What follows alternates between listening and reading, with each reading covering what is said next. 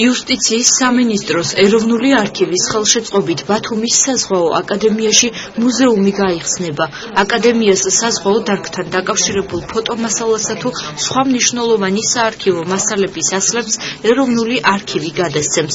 ურთიერთთანამშრომლობის შესახებ მემორანდუმს ხელი დღეს ეროვნული არქივის გენერალურმა დირექტორმა თეონა იაშვილმა და ბათუმის საზღვაო აკადემიის რექტორმა ნიკოლოზ ციკლაურმა მოაწერეს. ეროვნული არქივი ბათუმის საზღვაო აკადემიასა და ზოგადად საზღვაო თემატიკასთან დაკავშირებულ მდიდარ საარქივო მასალას ფლობს. მათ შორის არის 1921 წელს გამოცემული დეკრეტი, რომლის საფუძველზეც ბათუმის საზღვაო სკოლა დაარსდა.